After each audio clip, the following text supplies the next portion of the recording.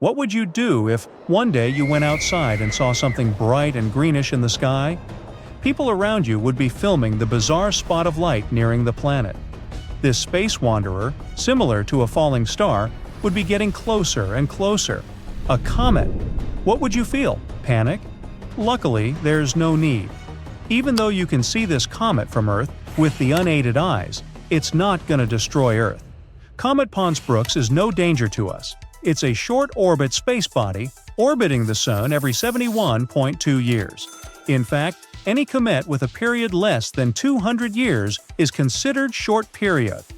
Astronomers have known about Pons-Brooks since 1812. But in the past, the observations of the comet weren't precise enough to predict when or where it would come back. That's why the comet was kind of rediscovered in 1883 by William Brooks, hence the name. But wait, look at the comet more attentively. Are those horns? Yep, and this weird feature caused people to give this space body a nickname, the Devil Comet. In late July 2023, the comet experienced an outburst, blowing off a bunch of dust and gas and brightening around 100 times. Such outbursts are unpredictable, random, and not really common for comets. The outburst made the coma, the freely escaping atmosphere around the nucleus of a comet, forming when it comes close to the Sun, distort into a horned or horseshoe shape. This shape has a dark center and bright wings. After the outburst, the comet settled down again. Its brightness has been steady for some time until it outburst once more. And guess what? The horns appeared again. Astronomers aren't completely sure what might cause the horns, but they believe it could be the fact that the comet spews gas and dust unevenly. One area of the surface that isn't blowing off steam remains dark, and the areas to either side of it are bright. It might also be a shadow effect. The denser material at the center of the comet seems to block some of the bright material behind it from our point of view.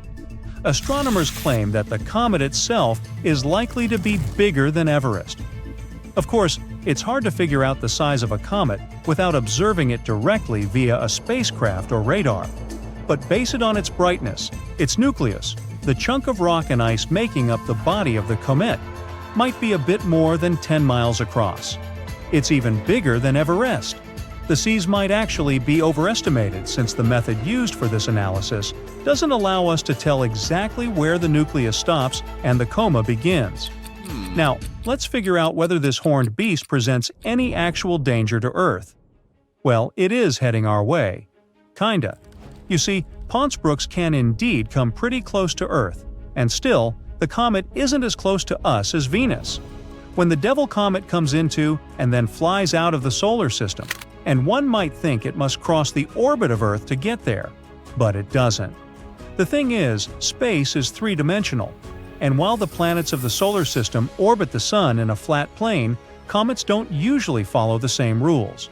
Pons-Brooks has a very inclined orbit, bringing it down from above the plane in which the planets orbit when it rounds the Sun, which means that the comet in question passes between the orbits of Earth on the outside and Venus on the inside before heading out of the inner solar system. In other words, there's no threat of a collision whatsoever. By the way, Pons-Brooks could be seen during the total solar eclipse on the 8th of April 2024. The Space Wanderer was approaching its closest point to the Sun in its orbit and was bright enough to see with binoculars. Some people, like the Andaman Islanders, that's a community living in the Gulf of Bengal, see them as burning torches thrown into the air by forest spirits. Others, like some Australian Aborigines, think they're flaming sticks ridden by shamans. If you ask an astronomer, though, they'll tell you that a comet is a large object made of dust and ice that orbits the Sun. Arguably one of the most famous space objects of this kind is Halley's Comet. It has left a great impact on our history and understanding of these mysterious falling stars. When this comet passed Earth in August of 1835, for example, it was blamed for the New York City fire that kept going for several nights. At the same time, the Seminole Indians in Florida saw the comet's long tail and believed it marked the day they would lose their independence. This comet came back in 1910. and people yet again saw it as a sign of bad luck. In Chicago, people bent over backward to secure their windows to protect themselves from the comet's dangerous tail. Others bought all sorts of gadgets, like umbrellas or masks protecting from comets. But what's so intriguing about this space body? How come it just pops up around Earth every once in a while? And, most importantly, is it really dangerous? Halley's is what astronomers call a periodic comet. It visits us every 75 years or so. On rare occasions, some lucky people get to see it twice in their lifetime. It last passed Earth in 1986, and it is expected to come back in 2061. Despite this scheduled return, the comet's orbit can't be predicted with precision. That's partly because of the chemical processes happening inside the comet. Halley's orbit may also change due to random interactions with other planets and space objects in our solar system. Its official title is 1P/Halley, and it's named after English astronomer Edmund Halley. He was the one who studied the reports of a comet nearing Earth in 1531, 1607, and 1682. Based on his calculations, he concluded that these three occurrences had been, in fact, the same comet, returning over and over again. He also predicted its return in 1758. Halley's discovery also pointed out that some comets, like this one, orbited the Sun, but their journey was not circular. If you look at it in 2D, Halley's orbit looks like an elliptical wire dangling from the Sun. Sadly, Halley didn't live to see the comet's correctly predicted return, but it was named after him. According to the European Space Agency, the first sighting of Halley's comet dates back to March 30th, 239 BCE. Asian astronomers noted it down in the Sheqi and Wenxian Thungkao chronicles. But another study claims that we might have first noticed it even earlier than that, during the times of the ancient Greeks. Writings from that period reported a huge meteor that landed in northern Greece, leaving the local population perplexed. It soon became one of the ancient world's most popular tourist attractions. But the authors also noticed a comet in the sky at the time the meteor landed. They also reported the fact that the unusual space object had remained in the sky for about 75 days. Shakespeare himself seems to have written about this comet in his play Julius Caesar, around the year 1600. In this work, he included a now famous phrase speaking of comets as unusual signs, saying, "The heavens themselves blaze forth." It wasn't the last time famous writers felt a certain connection with this object. Writer Mark Twain even said in 1909, "I came in with Halley's Comet in 1835. It is coming again next year, and I expect to go out with it." Surprisingly, Twain passed away on April 21st, 1910, one day after Halley's had emerged from behind the far side of the Sun.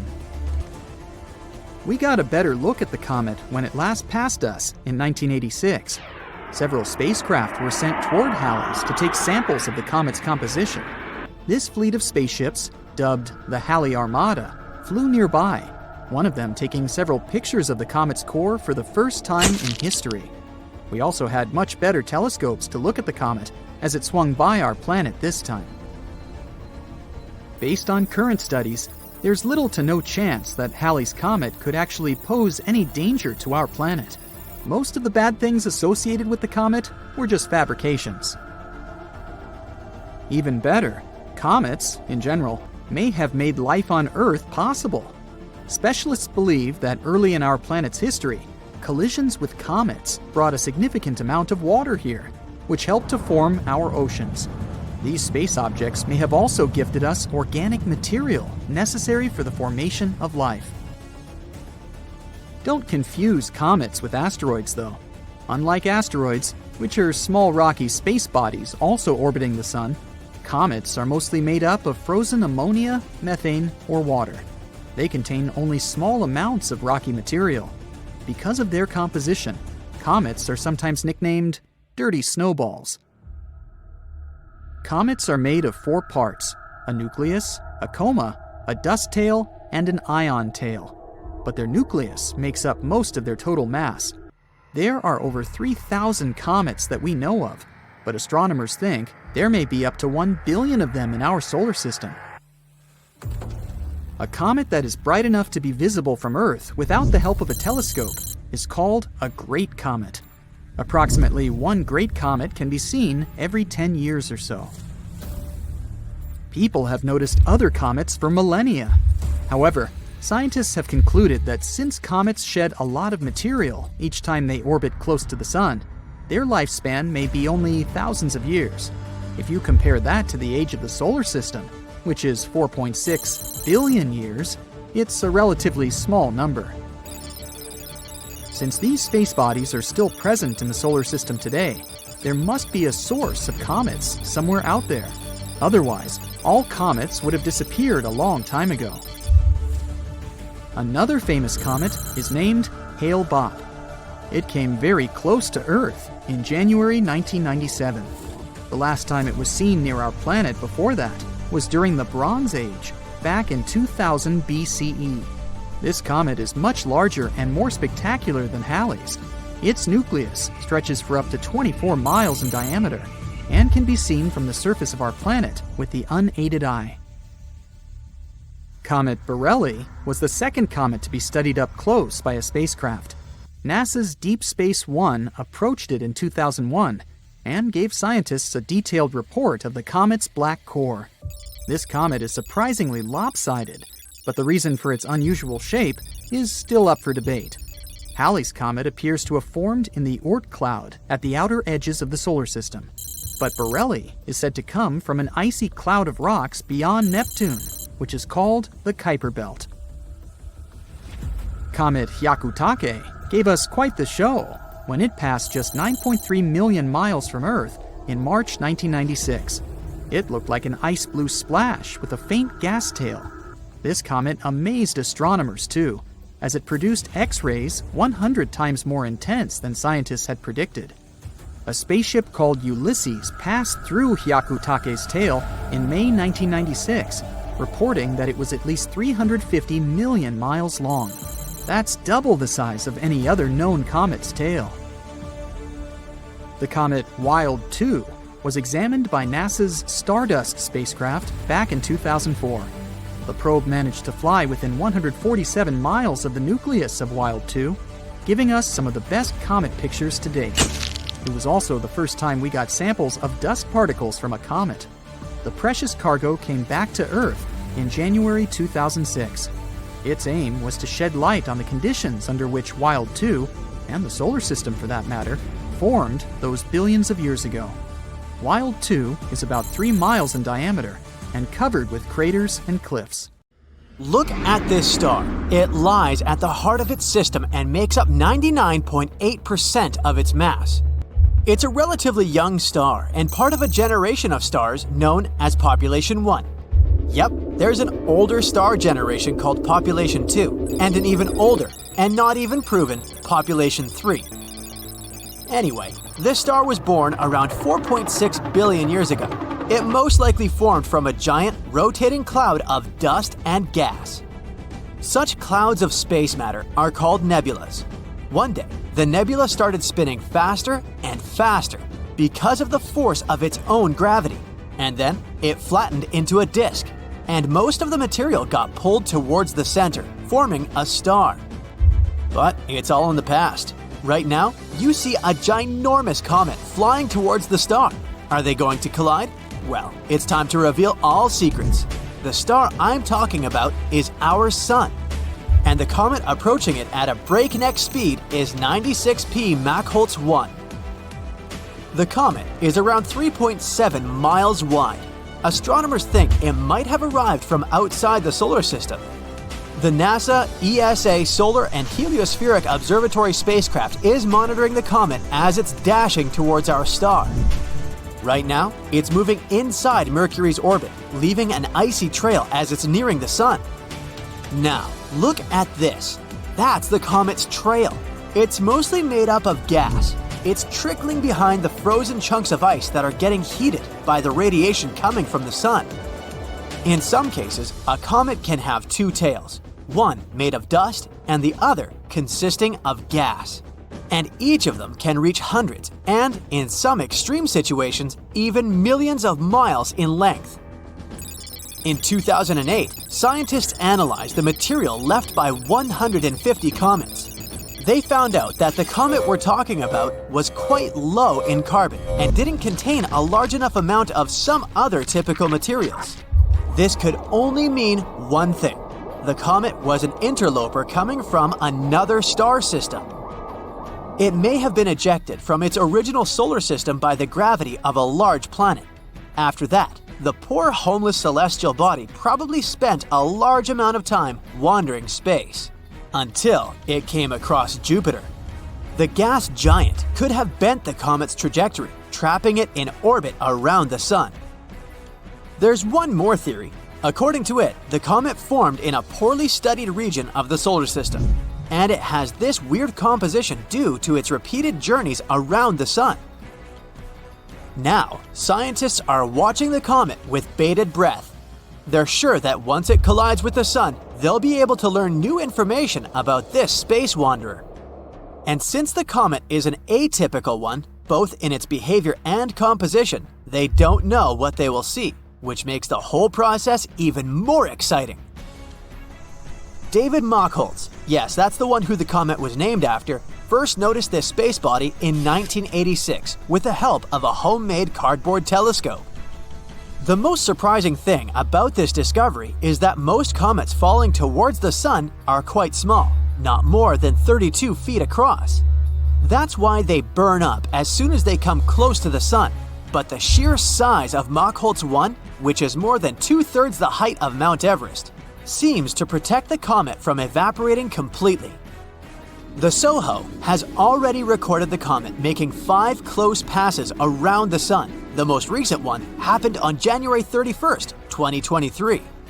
The giant comet was 3 times closer to the Sun than Mercury. But what would happen if a space body like this one crashed into our star? There is a special name for comets that come too close to the Sun: Sunrazers. They can pass a few thousand miles away from the star's surface. At the same time, we know that the Sun doesn't have a surface. It's a giant ball of immensely hot gases, mostly hydrogen. Comets that get too close to the star can pass through its Roche limit. After this border, space travelers usually get ripped apart by incredibly strong gravitational forces, or at least that's what happens to small or structurally weak comets. But our comet is neither weak nor small. It can potentially survive the Sun's gravity and cross the Roche limit again, leaving the dangerous zone.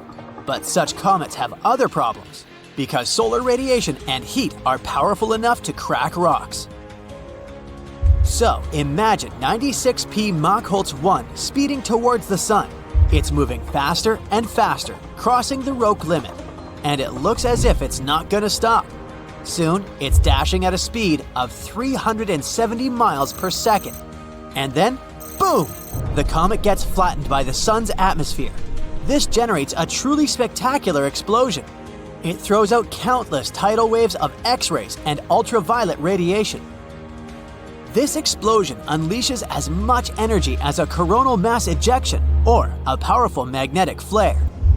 The momentum makes the Sun ring like a bell. Then, a series of sunquakes echo through the solar atmosphere, and that's what might happen if a massive comet crashes into our star. Scientists admit that their theories are just speculations. For one thing, a sun-hitting comet hasn't been seen yet. Plus, no one is sure what physics will determine its fate. Astronomers know about comets that came pretty close to the Sun and survived this feat. For example, in 2011, it was a comet named Lovejoy. It passed through the corona, the outermost part of the Sun's atmosphere, usually hidden by the blindingly bright light of the surface of our star. When the comet emerged, it was much worse to wear, that's true, but it was still intact. Another comet that survived this dangerous approach, though barely, was Ison, and it happened in 2014. So, what does a comet need to reach the Sun's lower atmosphere? A mass of more than 1 million tons. This lower limit is about 100 times smaller than comets Lovejoy and Ison. There are long-period comets that take more than 200 years to orbit the Sun. Scientists think they might originate in the Oort Cloud. It's the most distant region of the solar system, its outskirts, so to speak. It's a collection of icy objects farther away from us than anything else in the solar system. It lies at a distance between 2,000 and 100,000 astronomical units away from the Sun, and 1 AU is around 93 million miles. This region is also described as a cometary reservoir. No wonder, according to some estimates, there are more than 1 trillion icy objects there. So, some of them are bound to wander off, right? You can also find an estimated trillion or even more comets in the Kuiper Belt. This region lies beyond the orbit of Neptune.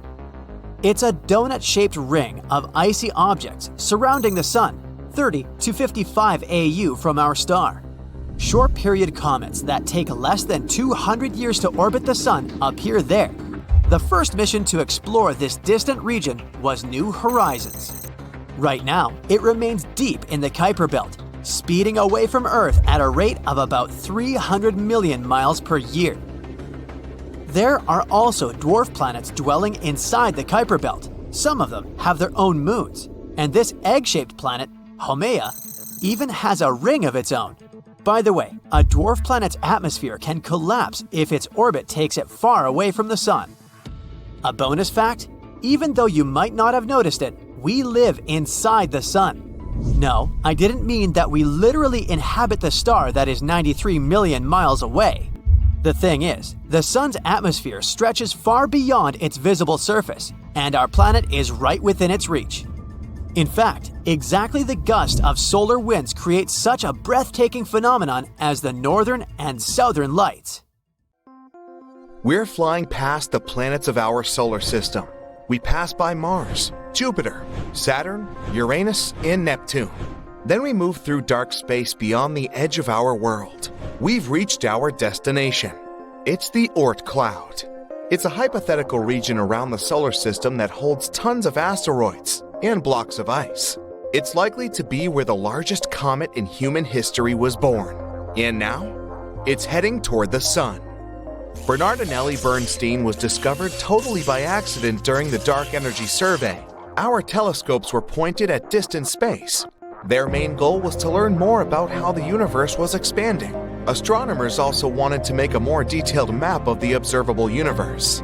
Scientists analyzed over 80,000 images and found a moving object. It was alarmingly close to our home planet. Its size was an impressive 62 miles. That's about the width of Lake Michigan. It was an already active comet with a long tail. Usually, comets get a tail when they come close to the Sun. The heat from the star warms the comet's surface, and light materials, like ice, begin to evaporate. This forms a cloud of steam and dust that stretches far beyond the comet. But Bernardinelli-Bernstein is too far away from the Sun to start heating up.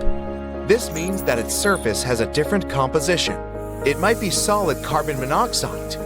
This increases the luminosity of the comet. That's why it can be observed with telescopes on Earth. We can compare Bernardinelli-Bernstein to the largest meteorite to ever fall on Earth. About 66 million years ago, our planet was hit by a meteorite about 6 miles wide.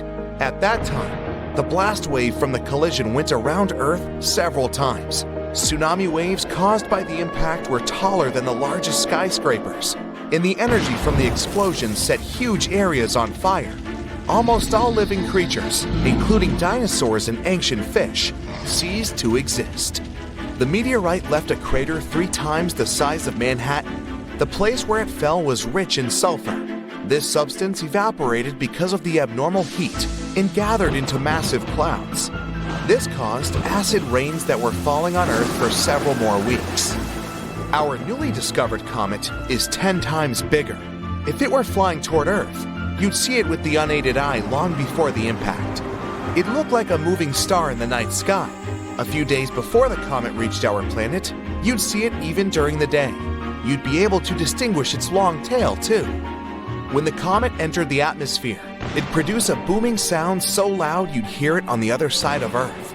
At this point, the comet would begin to heat up because of friction with the air. It'd start burning. Countless pieces of debris would break away from the main body of the meteorite and fall to Earth.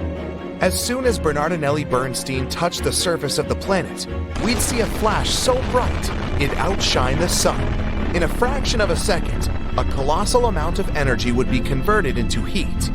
This would create the most powerful explosion in the history of our planet.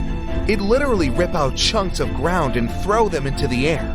The blast wave would incinerate everything within a few hundred miles. It continued to spread in different directions, breaking and bending trees. At one point, it reached snow-capped mountains and trigger huge avalanches that would cover many villages. The blast wave would go around the planet, shattering glass and buildings on all continents. Tsunami waves would be so high they would cover entire coastal cities. The most powerful earthquake in history would break the ground and create deep cracks. After the impact, billions of tons of dust and ash would rise into the air. A giant black cloud would completely block the sun's rays. Earth would be plunged into darkness. All the debris in the air would start melting. They'd turn into liquid lava and fall back to the surface, causing even more damage. The ash and dust in the air would cover the sun for several more months. During this time, the temperature on Earth would drop by several degrees.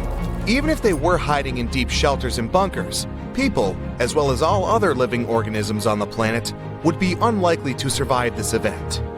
Fortunately, Bernardinelli-Bernstein isn't going to approach Earth. Right now, the comet is about 20 astronomical units away from the Sun. That's 20 times the distance from Earth to the Sun.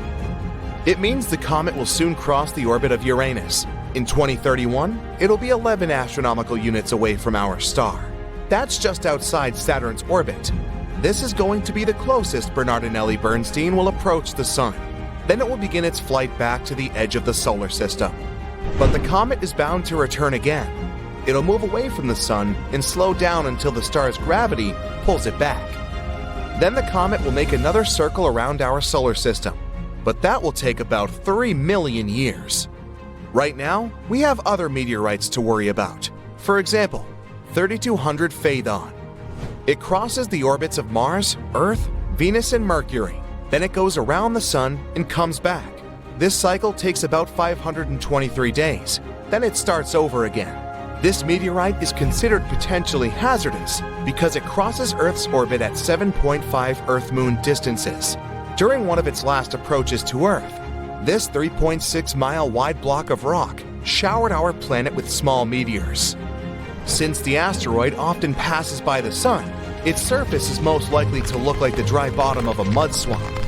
It's covered in scales and cracks. As it flies past Earth, these scales break off and cause meteor showers.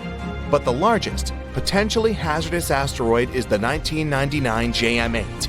It's about the size of 77 soccer fields. It passes by Earth at 9 lunar distances. Its closest approach to our planet will happen in August 2137. If such a meteorite were to hit Earth, an entire continent could be wiped out. The rest of the world would experience massive tsunamis, but would survive the event. So naturally, scientists are thinking of ways to protect the planet from such a disaster. The first solution is a controlled Big Bang. One of the laws of physics says that if you apply some force in one direction, it'll cause a reaction in the opposite direction. So if we spot an asteroid that is about to collide with Earth, we'll need to send a rocket toward it. This way, we'll produce a controlled explosion, not inside, but right above its surface. The blast will be directed upward, and the asteroid will shift downward. Even this tiny shift would be enough to change the trajectory of the asteroid, and then it'll fly past Earth. Another way is to send a heavy object, like a spaceship, toward the space body. Every heavy object has its own gravity, so the spacecraft will have to fly close to the asteroid, which will attract the ship to its surface, but the engines of the spacecraft will resist.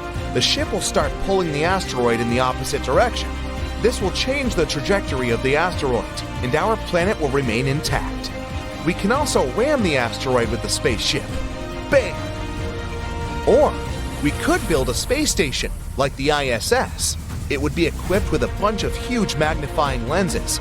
We would send the station closer to the Sun and start looking for potentially hazardous asteroids. Then, we'd point all the lenses so that the Sun's rays would focus on the giant rock.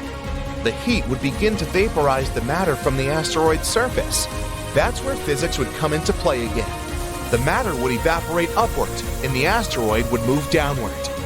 We could also wrap the asteroid in a reflective film, something like foil. Usually, space bodies absorb most of the Sun's rays, but if the asteroid was covered in foil, the rays would bounce off its surface. This would create a weak pushing force. That should be enough to avoid the collision. Of course, we could attach rocket engines to the asteroid. This way, we would be able to not only change its trajectory, but also control it. But that would depend on the size of the asteroid and the number of engines. And then, we could use this massive rock to ram it into other, larger asteroids. So, theoretically, humans can survive an asteroid that has the potential to destroy entire planets. It won't be a walk in the park, though. Let's go back in time to 66 million years ago, in the late Cretaceous period. The Earth, before humans, where dinosaurs are thriving. The plants and animals are rich and diverse. You'd see a T-Rex chasing a Triceratops, or the massive Alamosaurus, one of the biggest animals to ever roam the planet, towering over the landscape. In Texas, they remember the Alamosaurus. And watch out for the Ankylosaurus, a living tank swinging its tail like a wrecking ball at any threat. As you're about to enjoy a quiet evening under the stars, a bright new light appears in the sky of the northern hemisphere. Now, a new star in the sky doesn't really stand out at first. It's just twinkling like the rest. But give it a few hours, and you'll notice it's getting brighter. Check again the next night, and boom, it's the brightest thing in the sky, outshining planets and even the moon. Then finally, it horrifyingly outshines the sun. The star was the Chicxulub asteroid, which left a gigantic crater now called Chicxulub Crater in Mexico's Yucatan Peninsula. The asteroid enters the Earth's atmosphere at a blistering 12.5 miles per second. It blasts through 60 miles of the atmosphere in about 3 seconds. It falls so fast that even the air can't get out of its way. The air gets squashed and heats up to thousands of degrees in a blink. Before the asteroid even touches the ground, this super-hot air has already vaporized much of the sea where it's about to strike, near the Yucatan Peninsula. Then, in a flash, the asteroid smashes into the Earth, screaming over Central America with a loud boom that echoes everywhere. It doesn't just smash the ground, it makes the soil and rock flow like liquid. The asteroid digs a hole so wide and deep that it nearly touches Earth's inner layers and throws up dirt more than 20 miles high. At that exact moment of impact, the asteroid also turns its massive speed and weight into heat in a split second. It puts so much energy into the Earth that it makes molecules move faster than the surface of the Sun. This massive energy created a giant ball of plasma, superhot charged gas that includes bits of vaporized rock. This all shot out at incredible speeds. The shockwave from the impact and the heat turned the Earth around the crash site into gas instantly. This set off earthquakes all around the world. And it's not just the rocks flying around that you need to worry about. As they plummet through the sky, they rub against the air, heating up so much that they set fires all around the world. The heat they give off could be compared to an oven cranked up to its highest setting. This fiery shower causes most of the world's trees to burn down. The entire world is now on fire. Soon it changes everything. In a blink, dinosaurs were wiped out, making way for mammals to rise. And not only dinosaurs, 75% of species and big creatures disappeared, leaving behind only some small birds and critters. So, how could you, a human, survive something like that? Now, some animals made it back then. To survive, we need to learn from their resilience. The only birds that survive even in the toughest conditions are the ones nesting safely on the ground. Among the few larger animals that manage to dodge extinction, all have ways to deal with the heat. Some, like certain small mammals, snakes, and lizards, can dig themselves into cooler underground burrows. Others, like crocodiles and turtles, just hide in the water. So, if you're exactly on the other side of the planet when the strike happens, and you act super fast, you might just make it. Right now, the impact is about 10,000 miles away, but don't underestimate its power. As soon as you hear the loud boom, head underground as quickly as you can. And be careful, because you'll feel the Earth shake about 30 minutes later. Hide in a deep cave, preferably with a narrow entrance. It would protect you from the falling debris, and the temperatures underground would be stable. Also, some caves have natural water sources, rivers or streams. You might also prepare for the not-so-great diet of insects, fungi, or poor small animals that also seek refuge in the cave system. But it's better than nothing. You also need to be extremely far away from any large bodies of water. Being near the ocean might seem like a safe bet during a massive asteroid impact because the sea can buffer extreme temperature changes. But the earthquakes trigger terrifying tsunamis, even in lakes or fjords. The asteroid's crash sets off not just one tsunami, but many, and they're as tall as skyscrapers. Within an hour, colossal waves between 600 and 1,000 feet high hit the Gulf Coast, slamming into places like Mexico and the southern United States, and flooding miles inland. These waves are so powerful, they even push rivers backward.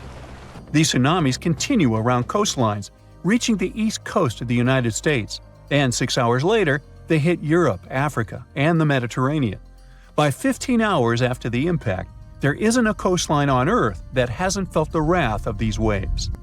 Well, let's say you survived the initial impact somewhere deep underground, but your troubles have only begun. The Chicxulub asteroid strikes a region loaded with sulfur. This sends 100 billion tons of sulfur and an enormous amount of water into the sky. The water vapor forms massive storm clouds. They start to rain acid. In colder places, huge snowstorms bury the land under feet of snow each day. The impact also vaporizes massive amounts of oil, throwing up 150 football stadiums worth of it into the air. This oil turns into a thick black soot in the stratosphere. It coats the Earth like black paint.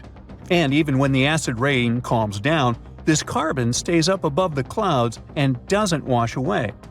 This sooty layer blocks out 90% of sunlight, plunging the Earth into a cold darkness that lasts for at least 3 years. The world cools down by about 50 degrees on average. Now, when you finally leave your deep cave, you must look for places where you won't freeze. The only spots spared from the frost are tropical islands like Madagascar, India, which was an island back then, and Indonesia.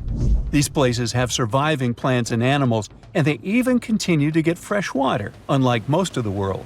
Everything else in the world looks like a huge nuclear wasteland. These tropical islands are safe spots during an asteroid apocalypse, but don't think of them as paradise. These places still only get about 10% of their usual sunlight and barely enough rain to avoid turning into deserts.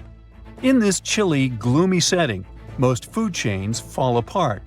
If you want to survive, you'll need to bring lots of extra food with you, for the next 6 years at least. Now, some things are lucky enough to survive. Fossils tell us that freshwater ecosystems did well, so staying close to a river or estuary might be your best shot at finding food. You could come across turtles, crocodiles, and some fish. Animals like clams, snails, and small crustaceans that live in the sediment also manage to hang on. And while a bit warmer than everything else, these places are no walk in the park. You'd need to pack warm clothes to have any chance of survival. Now, if we add all this together, the best spot for surviving the Chicxulub asteroid would be Indonesia. It's a mountainous, tropical country that consists of several islands. There, you'll find bearable temperatures, a bit of rainwater, and a deep cave for shelter. This could protect you from the falling tektites, the intense heat, and even help you find something to eat in the rivers and lakes. But if you stumble upon any shrew-like creatures while scavenging for food, time traveler, please let them be. It's not clear how many survived the Chicxulub impact, and eating one could have unforeseen effects on the future of humanity. Like, don't eat your great-great-great-great-great-great-grandfather, right? Imagine flying in a spacecraft in a cloud of asteroids at high speed. You dodge one more, and then hit the gas pedal to the floor and crash into an asteroid at full speed on purpose. This is exactly what NASA is going to do in the near future. The entire mission will begin at Vandenberg Air Force Base in California on November 24th. Let's follow it step by step. So, the Falcon 9 booster rocket is already on the launch pad. It's as tall as a 22-story building, or 11 giraffes, and it can get about 8 tons of cargo into orbit. So you could send a big elephant into space, and a supply of food for it. Countdown, 3, 2, 1, ignition! Smoke clouds everywhere, and the rocket begins to gain altitude. 9 engines are working at full power to accelerate the rocket. At its peak, it reaches speeds 10 times faster than the speed of sound. And then, the rocket engines shut down, and the rocket's first stage undocks to return to Earth. A couple of seconds later, the second stage receives the ignition command. It turns on its one engine and climbs even higher to orbit. The cargo capsule then opens and releases the DART spacecraft. DART stands for Double Asteroid Redirection Test. Once released, the spaceship deploys 2 large solar panels. It'll convert solar energy into electrical energy to power a revolutionary ion engine. Conventional engines create thrust by burning tons of fuel and ejecting it outward. The rocket itself is essentially pushing off the emitted gases. The ion engine will not burn fuel. It'll use a strong electric field to accelerate the ionized gas. Like conventional rockets, it'll eject this gas and create thrust by repelling it. And though the ion engine produces less thrust, it can accelerate the spacecraft to higher speeds. So regular rocket engines have an excellent performance on the road. They push the pedal to the metal, burning a bunch of fuel, while the ion engine slowly accelerates. But when a conventional rocket needs to make a refueling stop, the ion spacecraft will whiz past the regular one at insane speeds. So the DART spacecraft begins its year-long journey. By comparison, a flight to Mars would take about 7 months. Fast forward 1 year ahead, and we've arrived. This is the asteroid Didymos. The far point of its orbit is 2 astronomical units from our star. That's 2 Earth-Sun distances. At this point, the Sun begins to pull the asteroid back, and then it approaches the closest point to the star, 1 Earth-Sun distance. That is, its orbit lies very close to the orbit of our planet. Didymos made its closest approach to Earth at a distance of about 4.8 million miles. That's 20 times farther than the Moon's orbit. It takes 770 days to complete one such revolution around the Sun. So, Didymos is not considered a hazardous asteroid, but in the future, it'll approach the Earth even closer, and the consequences of a collision with it could be catastrophic, given its size. It's bigger than 2 Empire State Buildings, and it rotates at a rate of 1 revolution in 2 hours and 15 minutes, so it has a tremendous amount of energy. Plus, it has an asteroid companion. It's a small pebble 520 feet wide. It's like 12 school buses or 10 train cars. Its orbital period, that is, the time it takes the pebble to make a complete circle around the asteroid, is about 11.9 hours. NASA believes that asteroids up to 80 feet wide are likely to burn up completely in our atmosphere due to friction with the air, so they're not hazardous.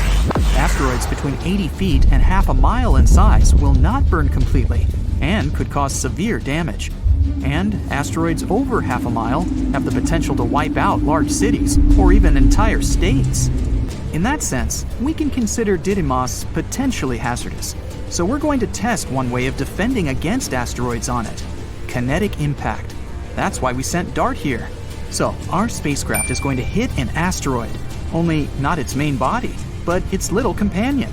DART is already moving toward it at about 4 miles per second. At that speed, a trip from New York to Washington, D.C. would take less than a minute, and a trip across the United States from coast to coast would take about 10 minutes. DART is getting close. 3 seconds to impact. 2, 1, BAM! The spacecraft crashes into the asteroid at full speed. What are your predictions? Asteroid explodes and is blown to pieces? Or asteroid flies off the main body into space like a billiard ball? Well, scientists predict that this collision will reduce the speed of this small asteroid by a fraction of a percent, but it'll still be enough to reduce its orbital period by a few minutes. Then our telescopes on Earth will be able to study the effects of the collision in more detail. And to learn even more, we'll send another spacecraft to Didymos on another mission. This is Hera. It'll be launched in 2024 and is scheduled to arrive at Didymos around 2027. This spacecraft will carry a bunch of research equipment to assess the collision damage done by DART. When it arrives, Hera will take many pictures of the small asteroid, including a fresh impact crater. Hera will also be carrying 2 CubeSats. These are miniature space probes, smaller than a shoebox.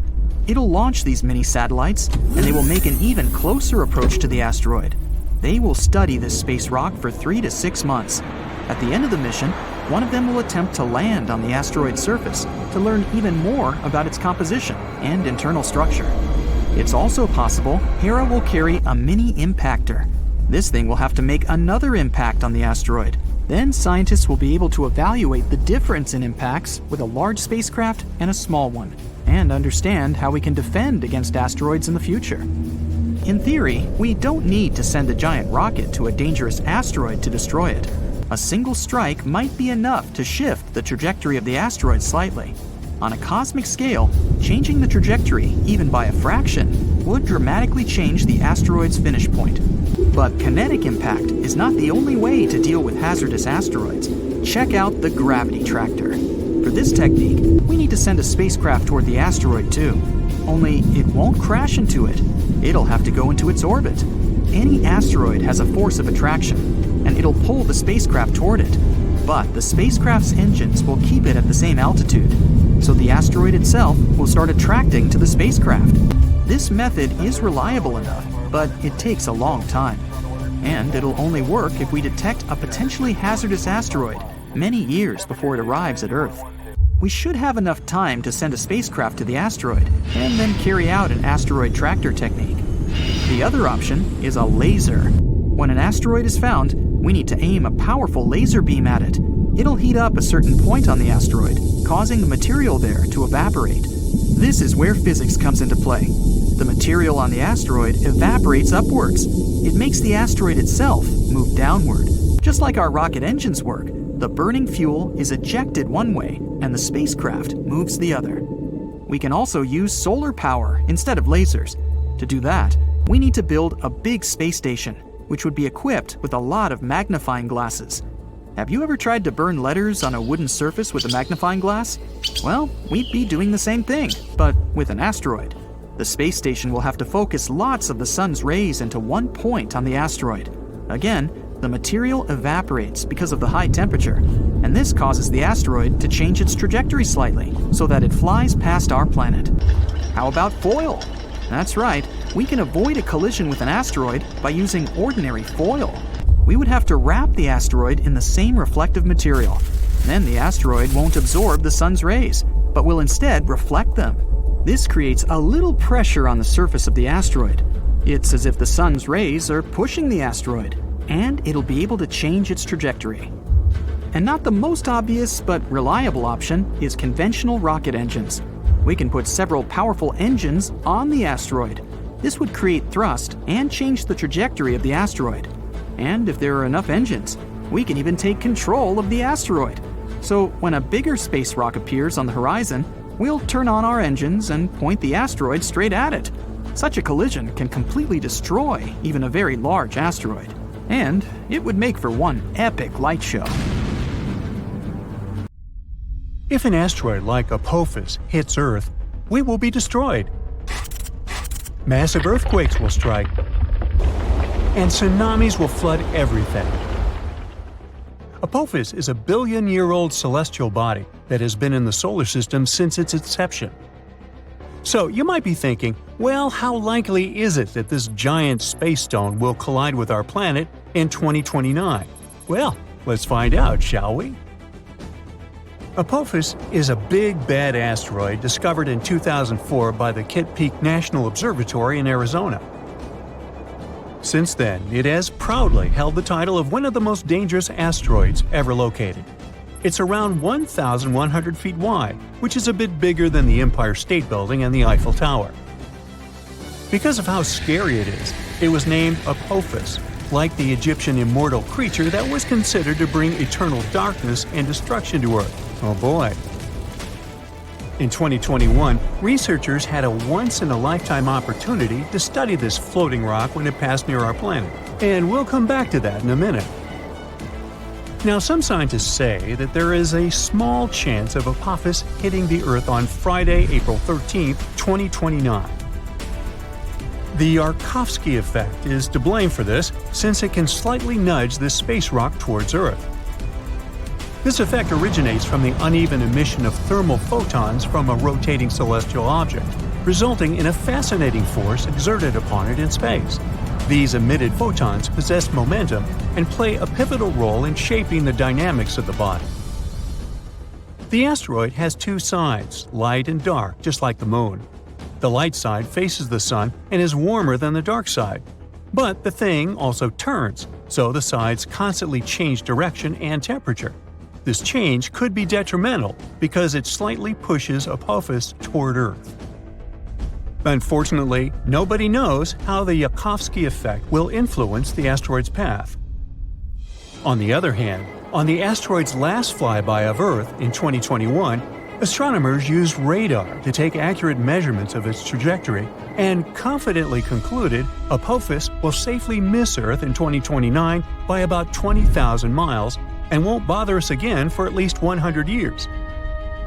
Now, generally speaking, every 8,000 years, our planet is hit by a falling star that has similar dimensions to those of Apophis. The last time we were hit by a slightly smaller meteor was in 2013. A new spacecraft developed by NASA called the Osiris-Rex was launched in 2016 to collect samples from another slightly less terrifying celestial body called Bennu. 4 years later, it finally arrived at the thing, got some samples, quickly said goodbye to Bennu, and started traveling back towards Earth. The samples were safely stored in a capsule dropped in Utah. So far, this has been the most significant sample ever taken from an asteroid. After the delivery, the spacecraft didn't waste any time and started chasing Apophis. Now, Osiris-Rex has been renamed to Osiris-Apex and is currently playing tag with Apophis.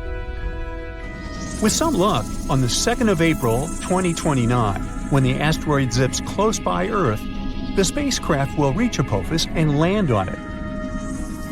It will stay on Apophis for 18 months, collecting valuable information and taking thousands of pictures.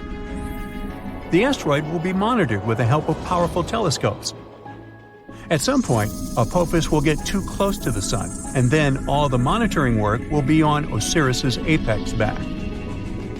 If you live in Europe, West Asia, or Africa, you're one of those lucky people who will have a once-in-a-lifetime opportunity to see Apophis with the unaided eye. It'll be visible in the sky in these regions in 2029, and those who have telescopes will be able to spot it once again in 2036. Osiris-Apex will experience some problems because the asteroid has a thick crust, and the spacecraft won't be able to collect data as easily as it did with Bennu. Osiris-Apex has a unique thruster that will blow all the dust from Apophis while landing. This will be a perfect chance to analyze the surface of the asteroid to see what it's made of. The craft will spend 1.5 years mapping the asteroid, trying to detect changes in its shape. All this research will show how the celestial body is likely to move so we can better design plans to protect Earth from such things. In 2025, NASA is also going to launch the mission Apophis Pathfinder, and it will be the first spaceship to ever touch this asteroid. It will land approximately a year after its launch. Also, NASA has proposed sending a swarm of tiny craft into space to help humanity develop effective protective tactics against asteroid strikes. We know that Apophis originated in the primary asteroid belt between Mars and Jupiter. In the past million years, this celestial body has changed its path because of the considerable influence of Jupiter's gravitation. Now it seems like it favors the Sun more, meaning this asteroid will come very close to Earth. That's why it's classified as a near-Earth celestial body.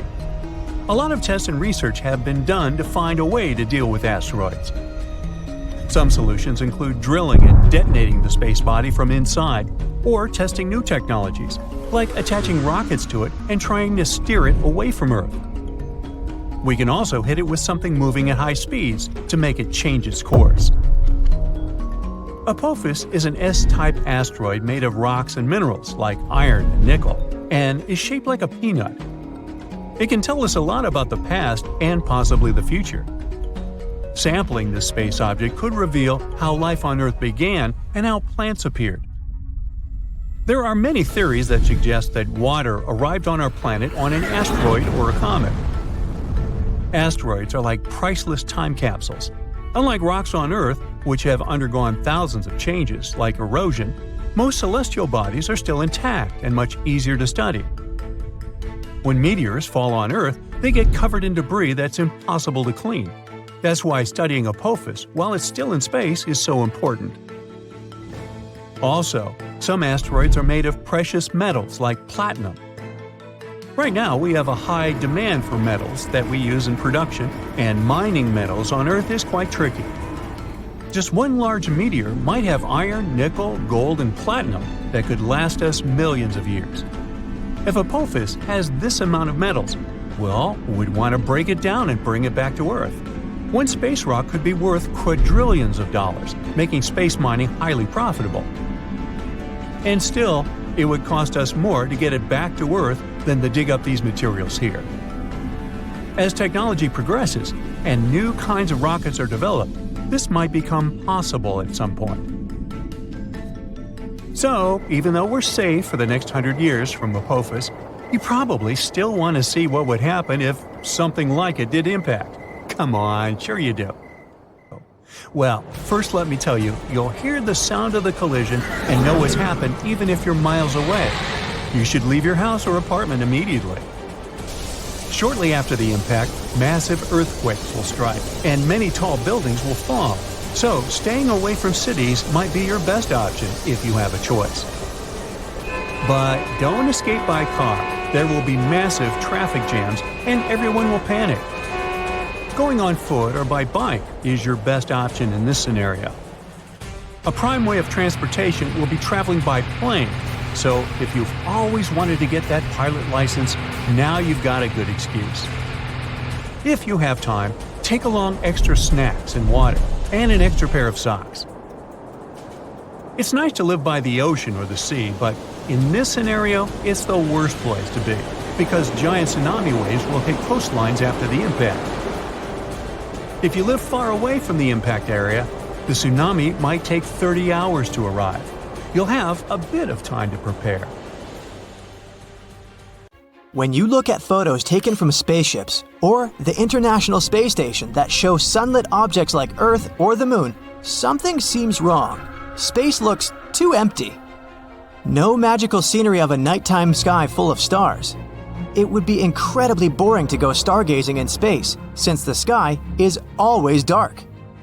During the daytime, the sky on our home planet is blue because of the diffusion of light. It happens when sunlight goes through the atmosphere. But if you were on the Moon or somewhere else in space, there would be no atmosphere to spread this light around. That's why the sky there would always appear black. But it doesn't mean less bright out there.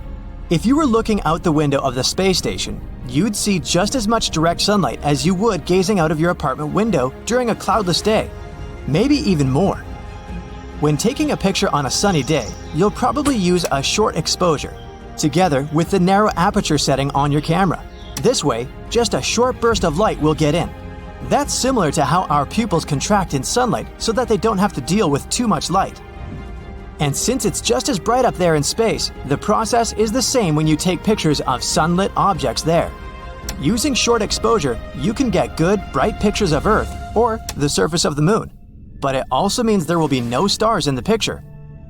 Even up there, stars are relatively dim. They don't emit enough light to show up in photos taken with such settings.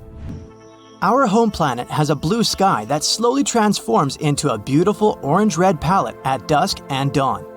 But if you ever get a chance to watch a sunset on Mars, you should expect the opposite, an orange-brown daytime sky that gets a bluish tint at sunset. First of all, Mars is farther away from the Sun than our planet. So, when you're looking at the Sun from the Martian surface, of course, it looks fainter and smaller. And not just that, the Sun observed from Mars is just a bluish-white dot surrounded by a blue halo. The thin atmosphere of the red planet contains large dust particles. They create an effect called Mie scattering, It occurs when the diameter of particles in the atmosphere is almost the same as the wavelength of the scattered light. This effect filters out the red light from the sun's rays, so only the blue light would reach your eyes on Mars. How come Earth doesn't have rings? All gas giants in our solar system, Jupiter, Saturn, Uranus, and Neptune, have such rings, whereas the rocky planets Mercury, Venus, Earth, and Mars don't. There are two theories about how rings can appear around a planet. They might be just some material left from the times when the planet was forming, or they may be the remains of a moon that got destroyed by a collision with some space body, or torn apart by the strong gravitational pull of its parent planet. The gas giants formed in the outer regions of our solar system, while all the rocky planets are in the inner part. So maybe the inner planets were more protected from potential collisions that could have formed their rings. There are also more moons in the outer regions of our solar system, which could be another reason why the planets there have rings. Also, bigger planets have stronger gravity. It means that they can keep their rings stable after they form. Some experts believe Earth used to have a ring system a long time ago. A Mars-sized object might have collided with our home planet, which probably created a dense ring of debris around it. Some scientists think that this debris formed not a ring, but what we know today as the Moon. There's probably a giant planet lurking at the edge of the solar system, far beyond Neptune. Scientists call this mysterious hypothetical world Planet 9. If it does exist, it's probably similar to Uranus or Neptune and 10 times more massive than our home planet. It's likely to circle around the Sun, but in the outer reaches of the solar system, about 20 times farther than Neptune. Another interesting theory says that Planet 9 could actually be a black hole the size of a grapefruit that warps space in a similar way a large planet would. Even though we once thought it was a rare substance in space, water exists all over our solar system. For example, you can often find it in asteroids and comets. It's also in craters on the Moon and Mercury. We still don't know if there's enough water to support potential human colonies if we decide to move there, but some amount of water is definitely present there. Mars has water at its poles too. It's mostly hidden in the layers of ice and probably under the planet's dusty surface. Europa, Jupiter's moon, has some water too. This is the most likely candidate we know about to host life outside Earth. There's probably a whole ocean of liquid water under its frozen surface. It might actually contain twice as much water as all of Earth's oceans combined. Neptune is unexpectedly warm, even though it's 30 times as far from the Sun as our planet and receives less sunlight and heat. But it still radiates way more heat than it gets. It also has way more activity in its atmosphere than you'd suspect, especially if you compare it to its neighbor, Uranus. Both of these planets emit the same amount of heat, even though Uranus is much closer to the Sun. No one knows why. Neptune has extremely strong winds that can reach a speed of up to 1,500 miles per hour. Can they produce this heat? Or maybe it's because of the planet's core, or its gravitational force? There's a monster black hole hurtling through space at a speed of 5 million miles per hour. Scientists located it with the Hubble Space Telescope. They believe it weighs as much as 1 billion suns. It was supposed to stay put in the center of its home galaxy, but some gravitational forces are pushing it around. At one point, this black hole is going to break free from its galaxy and continue roaming the universe. Luckily, it's still 8 billion years away from us. Solar storms are so powerful that they could leave us in complete darkness. Back in July 2012, the strongest solar storm in over 150 years narrowly missed Earth. Coronal mass ejections, or CMEs, are large bubbles of ionized gas. They tore through our orbit back then. If they had caught our planet in the crosshairs, we would have literally been in the firing line. We'd have faced solar matter hurtling towards Earth, damaging computers and causing power outages that would have lasted for months. A surprise solar storm hit us on June 25, 2022. One photographer even managed to capture stunning bright auroras that flashed across the dawn sky in Calgary, Canada, and lasted for 5 minutes. They were caused by the storm. Vampire stars are a real thing. They're part of a binary star, and they can literally drain the life out of the other star in the system. They do it to keep burning for a longer time. It works like this. A smaller star with a lower mass steals its sibling's hydrogen fuel to increase its own mass. This vampire star then becomes hotter. Plus, its color changes to striking blue. This way, it looks much younger. How sneaky. The color of the universe is dubbed cosmic latte. The light coming from our galaxies and stars within them, as well as clouds of gas and dust in the observable universe, have a specific color. It's an ivory tint, pretty close to white. The universe is beige because there are a bit more areas that produce green, yellow, and red light than those that emit blue. Hundreds of millions of rocks orbit the Sun within the asteroid belt between Mars and Jupiter, but only some of them come relatively close to Earth.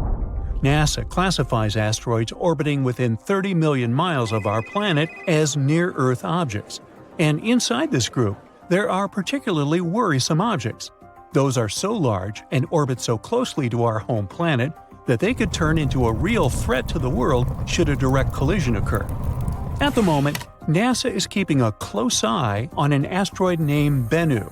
It's a fairly large space object that might smash into our planet in 159 years. According to the experts, the asteroid, which was first spotted in 1999, is quite likely to drift into the orbit of our planet. If it happens, it might collide with Earth by the 24th of September, 2182. Asteroid Bennu is thought to be taller than the Empire State Building. If that hits our planet, the collision will release 1,200 megatons of energy. That's an enormous amount of energy that nothing built on Earth could produce. Scientists from NASA believe that during the flyby in the 22nd century, there's a tiny chance that the asteroid will pass through a gravitational keyhole. That's a region of space that might set the space traveler on a certain path, which could result in the asteroid crashing into Earth. Bennu flies by our planet every 6 years. It has had 3 close encounters with Earth, in 1999, 2005, and 2011. These days, scientists estimate the chance of the asteroid hitting our planet by 2182 as 1 in 2,700. That's more than 5 times a person's chance of being struck by lightning. But even though Bennu's chance of colliding with Earth are quite low at the moment, the space rock has still been categorized as a, quote, potentially hazardous asteroid, all because it might come as close as 4.65 million miles from Earth. That's the reason why it's also classified as a near-Earth object. Bennu is a carbon-rich asteroid that was formed in the first 10 million years of the history of the solar system. That's around 4.5 billion years ago.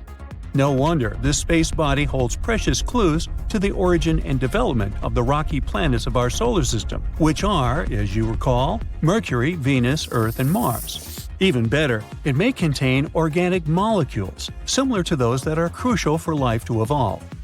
In 2020, NASA's Osiris-Rex managed to briefly touch the surface of the asteroid. It collected some samples and propelled off the space rock afterward. For NASA, it was the first mission of this kind. But it won't probably come as a surprise that Bennu isn't the only asteroid we should worry about. Asteroid 99942, Apophis, is another space body we'd better watch out for. It's a near-Earth object about 1,100 feet across.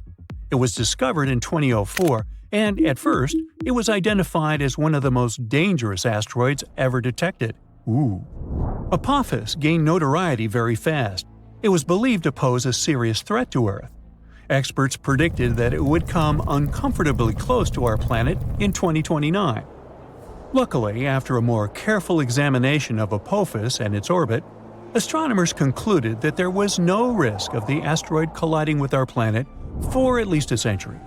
The risk of an impact in 2029 was ruled out completely, as well as the potential impact that could be caused by the asteroid's close approach in 2036.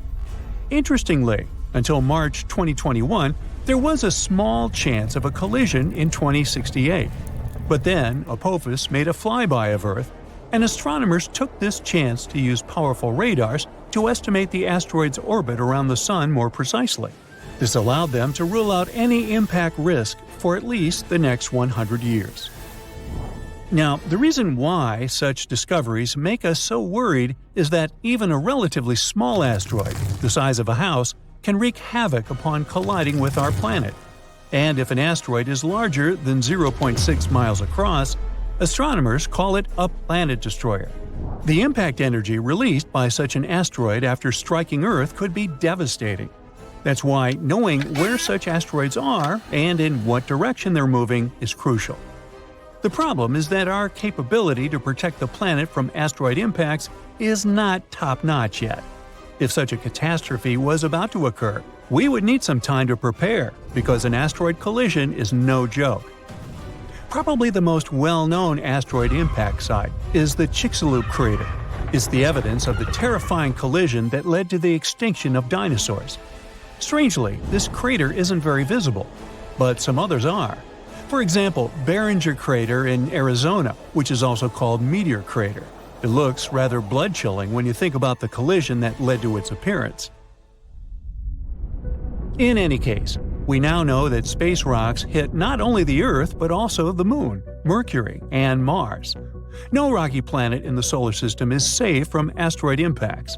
That's why we have an entire scientific enterprise whose goal is to find and catalog the asteroid population of the solar system. Now, it might sound a bit scary, but there are around 25,000 asteroids larger than 460 feet in diameter near the orbit of our planet. Such a space rock is large enough to wipe an entire city off the face of the Earth. So far, less than 50% of such asteroids have been detected and tracked. There are also an estimated 230,000 objects equal to or larger than 160 feet in size. Those are capable of destroying a concentrated urban area, and still fewer than 8% of those have been detected. There are also tens of millions of smaller near-Earth objects. They are larger than 33 feet across and might cause some surface damage. Less than 1% of such small space bodies have been discovered so far. Now, the thing is, the inner solar system is extremely challenging for asteroid search. Each night, there are only 2 10-minute windows when astronomers can observe the region, all because the sun's glare creates a very bright background glow. Plus, the atmosphere of our planet also distorts and blurs observations. Spotting asteroids in such conditions is beyond the capabilities of most telescopes. A unique instrument is needed to fulfill this task, and the tool of choice is the Dark Energy Camera at Cerro Tololo Inter-American Observatory in Chile. This device wasn't designed to hunt asteroids. Researchers built it to search for another elusive target, dark energy, the mysterious force driving the expansion of the universe. The DEC is supposed to observe hundreds of millions of galaxies. That's why it's both wide and deep. This way, it can both peer deep into the universe and capture a wide field of view, which helps it record the motions of galaxies and the conditions in the early age of the universe. But it also means that the DEC is perfectly suited to spotting asteroids near the Sun. Inner asteroids are rare, and deep images are necessary because such asteroids are faint. Scientists need to be able to fight both the bright twilight sky near our star and the distorting effect of Earth's atmosphere, and the DEC can help them achieve their goal. The Dark Energy Camera was built to carry out the Dark Energy Survey, which finished in 2019. Now astronomers can direct the power of the camera towards other tasks. They claim that the DEC's survey is one of the most sensitive searches ever performed for objects near Venus's orbit and within the orbit of our planet. It provides us a great chance to find out what kinds of objects are lurking in the inner solar system.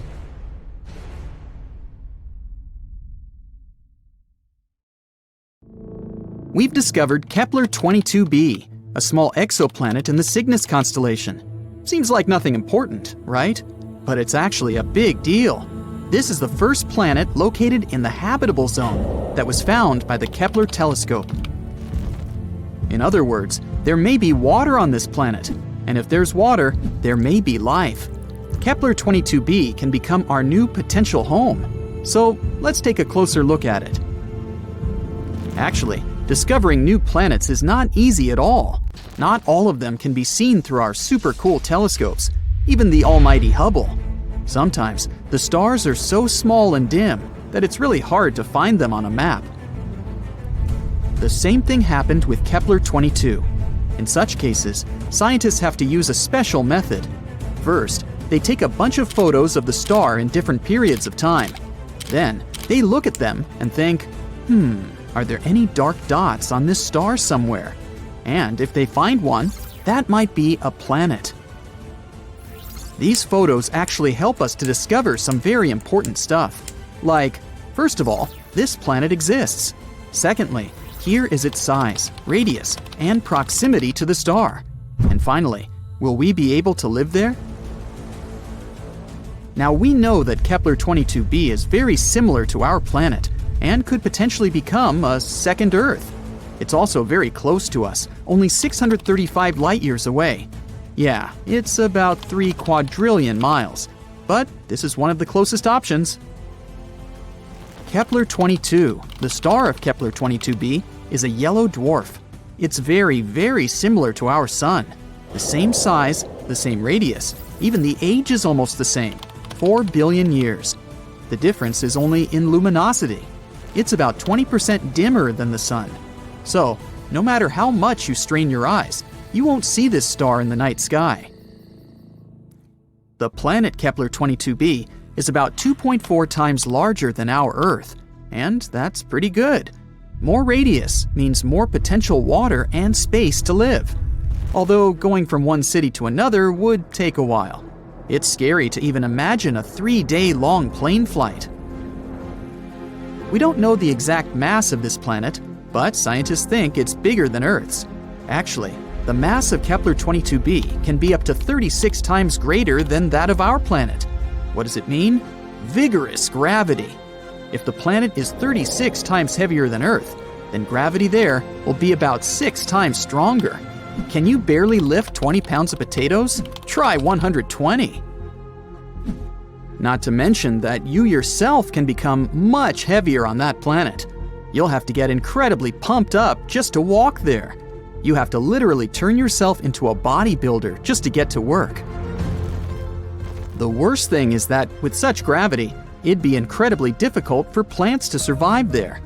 They'd need at least a little freedom to rise up from the ground. And animals. Our dogs and cats would have to turn into little balls of muscle to survive there. But if this planet has its own animals or other inhabitants, we can roughly imagine what they may look like. They probably have a lot of legs to make moving easier. They aren't really tall, but they're very massive and extremely strong. Muscular giant spiders? Could be worse, I guess. The good news is that this is all unconfirmed information. If we're very lucky, and gravity there turns out to be just a bit stronger than Earth's, then, of course, it'll be much easier to live there. The next thing we know about Kepler-22b is that it's about 15% closer to its star than we are to the Sun. If Kepler-22b existed in our solar system, it would be located somewhere between Earth and Venus. Does that mean we're all going to burn? No, silly. As I mentioned before, the star Kepler-22 is pretty cold, just some 10,000 degrees Fahrenheit. And that's why we can assume that the temperatures on Kepler-22b will be about the same as we have on Earth. If the planet orbits its star the same way Earth orbits the Sun, which we don't actually know, Kepler-22b can rotate around its star on its side, like, for example, Uranus. What? Didn't you know Uranus is actually lying on its side? Also, look at its rings. Yes, Uranus also has rings, like Saturn, but they're vertical. The universe is truly a mysterious place. So, if Kepler-22b is really something like that, then the weather on the planet will be, to put it mildly, not very good. Incredibly cold winters will be regularly followed by hot summers.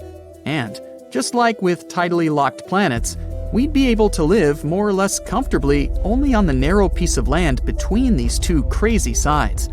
Let's hope that this is not the case and the planet rotates normally. But it's not all that bad. Studies show that there may be an ocean on Kepler-22b. You already know that water means life, but in this case, it's also a big plus because a planet covered by an ocean always has more stable temperatures.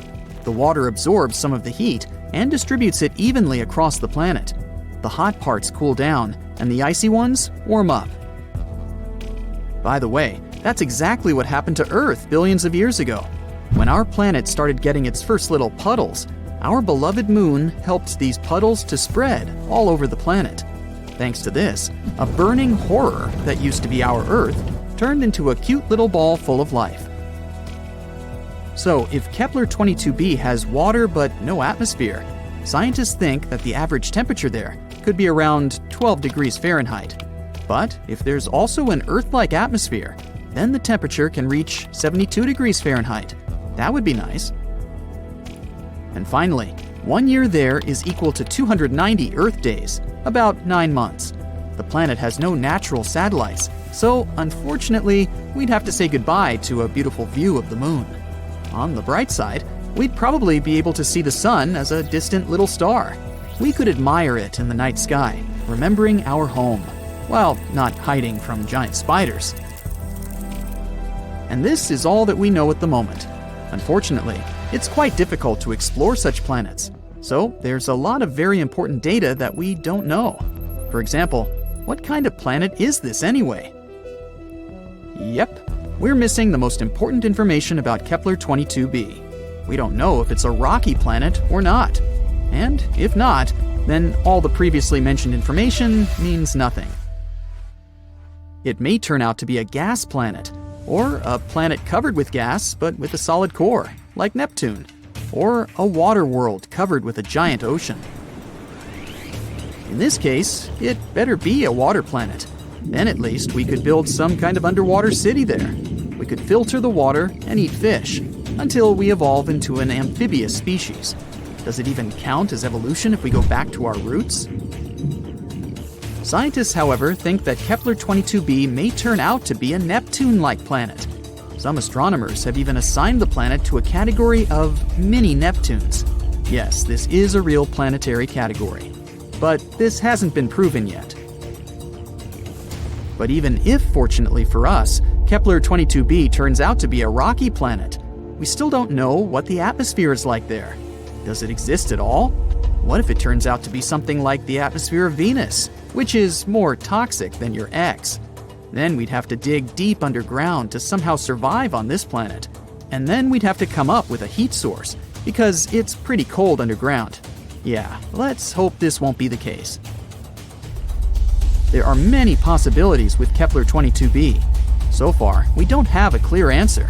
But let's hope that scientists will find it before we load the first people into shuttles and send them to conquer Kepler 22b. That would be awkward if it turns out to be a gas planet, or something like that. Asteroids flying around is sometimes like a fierce game of dodgeball, where you never know when some of them can go in your direction. So we can just track the situation and hope for the best. To figure out the risks, scientists from different organizations have to study the positions and paths of the asteroids that come close to our planet, especially those that are at least 0.6 miles wide. And the good news is that none of these asteroids will probably hit us for at least the next 1,000 years. Phew! To give us an idea of their power, scientists did an experiment to simulate the impact of such a gigantic asteroid. The energy released from the collision would be a mind-blowing 100,000 megatons. That's like detonating 15,000 tons of dynamite. Also, if such a big asteroid hit us, Earth would cool down significantly because of all that debris that would go into the atmosphere and block sunlight. Plants wouldn't be able to get their fuel in this case, so we'd all be in trouble, both humans and animals. Thankfully, such mammoth asteroid impacts are quite rare. The larger an asteroid, the longer it takes it to collide with Earth. For example, it's estimated that asteroids with diameters of at least 0.6 miles strike our planet about once every 700,000 years. And if we're talking about even bigger ones that are 3 miles wide, well, those are predicted to come crashing down only once every 30 million years. Yay! But hold on. Don't get too relaxed just yet. Astronomers focus on really large asteroids because those are the ones that can kinda doom our planet if they hit us. Yep, you got it right. In a dinosaur kind of way. Even if one of them didn't erase us completely, the damage would still be enormous. So, There are still some asteroids wandering around that we need to keep an eye on to see how they might evolve over time. Scientists have a model of tracking them where they focus on the parts of an asteroid's path that come close to our planet to see if the space rock poses a risk to us. And it seems there might be one asteroid, 7482, 1994 PC1, 3,600 feet in diameter that might pose some danger. It's supposed to come closer to our planet in the next 1,000 years. And when I say risky, it means there's a 0.0151% chance of it coming within one Earth-Moon distance. It already passed by us in 2022, but we were lucky because it was far enough 1.2 million miles. I'd say we can relax when it comes to asteroid scenarios. For now. Asteroids slamming into Earth would be new for humankind, but not for the planet itself. As I said, there weren't many of those big ones, but they still had enormous consequences. The first one that comes to most people's minds is, of course, the Dinosaur Asteroid, as big as a mountain, that struck our home planet around 66 million years ago, near Mexico's Yucatan Peninsula. It was chaotic. Global firestorms and tsunamis were all over the place. Dust was blocking out the sun, and vaporized rock released sulfur, which then led to acid rain and the acidification of the oceans.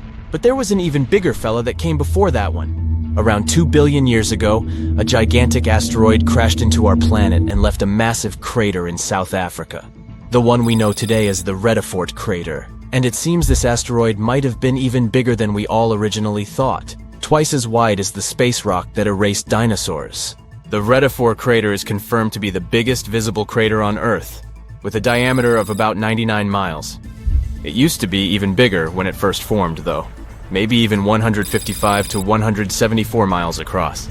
It's hard to figure out its true size because the crater has been eroding for the past 2 billion years. Think of it like slicing off layers from the rim of a bowl. The diameter gets smaller with each slice. When the asteroid, 7 to 5 miles wide, that wiped away dinosaurs hit Earth about 66 million years ago, it caused massive destruction. Forest fires, acid rain, tsunamis, and so much ash and dust that it changed Earth's climate. This all made about 75% of life on our planet extinct. The asteroid that created the Vredefort Crater was not only bigger, but it also traveled at a higher speed, which means the consequences there would have been even worse. But it happened a long time ago, and living beings were different back then. Maybe it was some bacteria that didn't even notice that something unusual was happening. Earth is not the only one. Lots of impacts have happened across our solar system too. For example, in our close neighborhood. Yup, moving to Mercury and its massive crater called the Caloris Basin. It measures about 950 miles across, which is more than the state of Texas. There's a ring of towering mountains around the crater which makes it look even more impressive. You can see different colors in the mosaic image of the Caloris Basin. They tell us more about the geology of the basin. The orange parts represent lava that once flooded the basin. These lava flows covered the original surface and added this specific orange hue. And after the lava flooded the basin on Mercury, smaller craters formed on top of the lava surface. These craters dug into the ground and uncovered the material hidden beneath the lava. Some of this material is blue in color. And this blue stuff could be a clue about what the original floor of the basin had looked like before the lava covered it.